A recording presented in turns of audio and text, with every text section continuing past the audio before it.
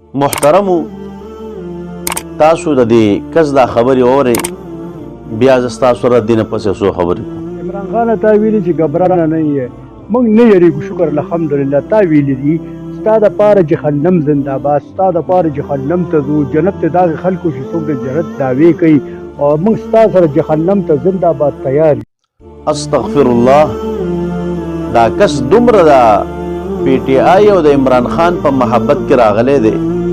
چې دا وایي چې عمران خان ستا دپاره جهنم زندهباد او ستا دپاره موږ جهنم تلو ته هم تیار یو.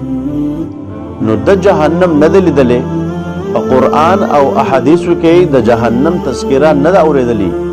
نن ځکه په ډاډه زړه باندې وایي چې ستا دپاره جهنم زندهباد او موږ ستا دپاره جهنم تلو ته هم تیار یو. الله رب عزت دې موږ د جهنم نه وساتي ځکه د جهنم عذابونه ډېر خطرناک دي د جهنم هغه سزاګانې ډېرې خطرناکې دي خو موږ ستا دپاره دعا کوو چې الله پاک دې تا هم د داسې مینې او محبت نه وساتي چې په هغې کې ته بیا جهنم ته هم تیارې او که نه داسې نه وي او بیا هم ته جهنم غواړې نو الله رب عزت دې بیا تا ته دغه وښیي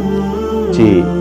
تا ته بیا حقیقت معلوم شي او بیا دپاره داسې دعاګانې نه کړي. الله رب عزت ته موږ د غلطو خلکو نه وساتي